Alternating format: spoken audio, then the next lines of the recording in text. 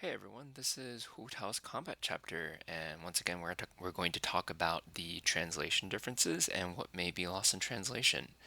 Uh, for her, I think she has a very similar writing concept as Xiao, in that there is like a secondary layer in the translation that gets lost when you just look at the Chinese version. So let's go ahead and get started. 起散，起散。So these are the elemental skills voiceovers that she has. The English one, I don't think they translated any of it. I think she's trying to mimic the same sounds. But she says sa instead of sun. I think that's what it is, but I'm not really sure because there's no text for me to see. And Mandarin is very contextual, and it's hard to know what someone is saying, and especially when it's just like a single word. Um, I can guess that I'm pretty sure that the first one, chi, is like to start, and san means to separate, but I'm not 100% sure here, and the English one doesn't really give any indication which way whatsoever, but it just sounds like the English one is mimicking the sound but missing it. Within her elemental skill, there's two parts, the paramita papilio. This one, I looked at paramita, I think it's a Google returned to me a Buddhist term for perfection. So if this is the case, then it means like perfect butterfly, which is completely different in the Chinese side, which is 彼岸蝶舞. 彼岸, I want you to remember this because we're gonna go back to this later. 彼岸 means to mean on the other side.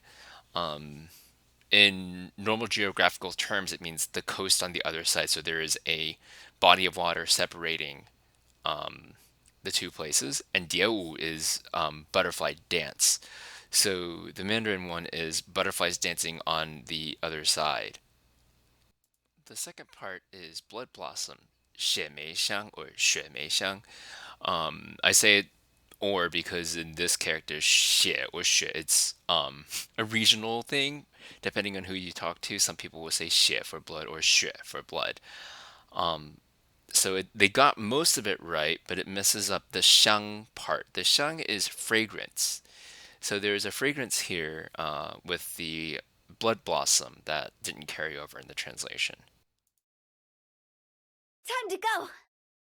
吃饱喝饱，一路走好。Right, this one is their ult. You can hear in the Mandarin one it's got a rhyme to it. 吃饱喝饱，一路走好. 吃饱喝饱 means to eat your fill and drink your fill. And 一路走好 is a phrase we use when someone passes away. Sometimes you'll hear it as 一路好走. It means to have a like literal translation means to have like a good walk or like a good trip. Because like I said, for a lot of our culture and our just general belief in afterlife is that we just move on to the next life instead of any kind of like heaven or anything. It's just we move on to the next part of our journey. Cross over. 再会啦。再会啦 means see you again later. Um, and not cross over. So in this sense, I think Hu Tao is saying, "I will see you later," means she's sending them off, and maybe she'll see them again in the next life. Pyre, pyre, pants on fire. 蝶火燎原。All right, this one again, we run into a little bit of pronunciation problem or my listening comprehension problem here. I think she's saying 蝶火燎原. If you watched my Xinjian video, there is a phrase in there, 星星之火也可燎原. That means a small spark can light up a whole plains. 蝶火 here means butterfly flower can also light up the whole plains instead of pyre pyre pants on fire.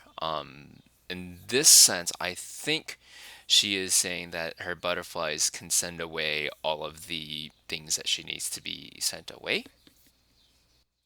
The title here on the ult is also missing a little bit of something.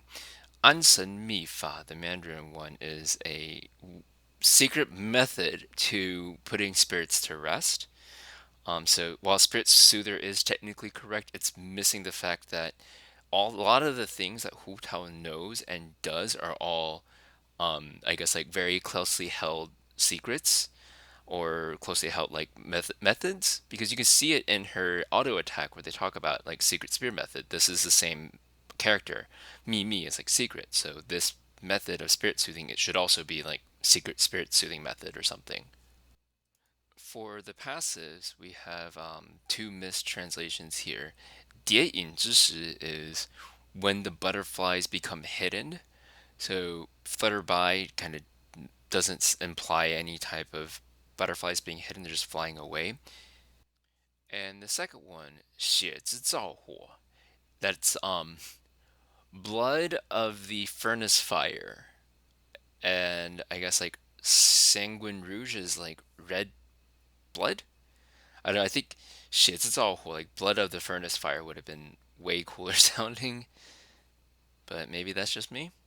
The constellations, this is where a lot of the deeper writing gets lost in translation. So for Constellation 1, Crimson Bouquet, that is translated from 赤团开始斜飞去. So we have to take this apart. 赤团 is like red bundle. What that actually refers to is 赤团花, the red spider lily, also known as 彼岸花. If you remember a little bit earlier, I said keep an eye on 彼岸蝶舞.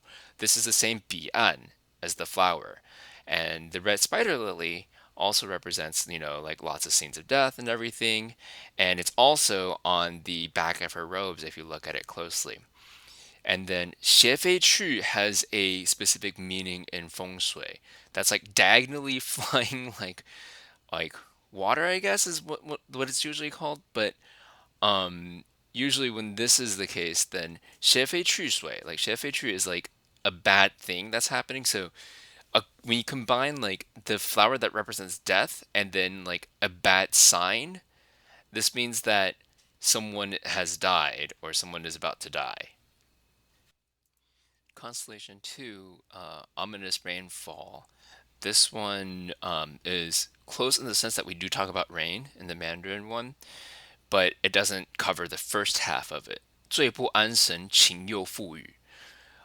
最不安神 means like your spirits are not calm. So 安神秘法, this is the same 安神 as before. So they're not very calm. And then 晴又富裕. 晴又富裕 means 晴天 is a sunny day, but then 又富裕 means that the rain has come back again. So it's rained and then it turned sunny and then it rained again and it's causing a lot of like unrest. It can also be interpreted as like you cry and then you cry again because like from the first one someone died, so then this part 2 is you cry and you cry again. So Constellation 3 is literally correct because it's a literal translation. 逗留采血色 means lingering blood color thing there. Like it doesn't really mean that much on its own. We have to take this whole thing, her C1 through C6, we have to take it as a whole later on to fully understand it. Very much like Xiao's. So lingering carmine fits, but it's like only technically correct in the sense that it's like a one-to-one, but it doesn't take into consideration the whole context of like the story that this one is telling. So Garden of Eternal Rest has the exact opposite problem of Lingering Carmine in that it kind of gets the meaning translation right, but it misses the literal translation. 伴君棉花房. 伴君 means to stay with you, and the 眠 is to sleep, and 花房 is the flower room. So I would like to sleep with you in the flower room is a literal translation here, and that doesn't really translate to Garden of Eternal Rest, kind of, sort of, maybe. We're going to loop back to this later on. Floral incense gets the latter half of it, but not the first half of the sentence or the phrase here translated. 燃花作香 means to light the fire, light the flowers on fire to use as a fragrance. So floral incense makes sense here, but it misses the 无可奈何. And 无可奈何 is like you don't have any other alternatives. Like you're out of other options, so like you have to do this. In the last constellation, Butterfly's Embrace gets the butterfly right, but then it doesn't really get the rest of it right. So 优蝶能留一缕芳. Yodie is a reference to the um, butterflies that lead the way. So Lingdie or like Mingdie and Yodie, these are all like the butterflies that guide people along their path to the next life. And 能留一缕芳 means to be able to like leave like a strand of like something from the people who had left, who had been like who are already gone. So these butterflies can hold on to like the very last bits of people who have passed on. So we know Hu Tao is a poet, and if we take all six of her constellation lines together and make it into a poem, it actually tells a story. So 赤团开始写飞去 means that the red spider lilies have opened, something bad has happened, someone has passed away. And the second one, 醉不安神，情又复雨. Like I said, it could mean that someone has cried because someone has passed away, and then they're in the process of grieving, so cry and crying again. And then 逗留才血色 can be taken as um, preparing someone for funeral services, right? You have to do some makeup, you have to fix up everything. And then 半只棉花房, to put someone in a flower room could mean that you're putting them in a coffin, which is kind of like a room, and you line it with flowers, very much like preparing it for the last service rites. And then 无可奈何，燃花作香. So we're talking about a cremation here because someone has passed away and there's nothing you can do about it. So the only thing you can do is to send them off, right? So this is like a cremation going on right here. And then 优蝶能留一缕芳.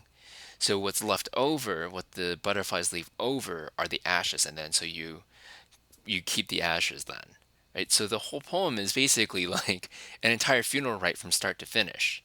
So the writing has been incredible for her constellations, and just like Shell's storyline, like the writers have taken a lot of time and effort to write this out, and I'm just really sad that it doesn't translate across very well. And that's it for Hu Tao Combat Chapter. I hope you all enjoyed it. Remember to like and subscribe, and let me know if there's a character that you particularly like and want me to talk about.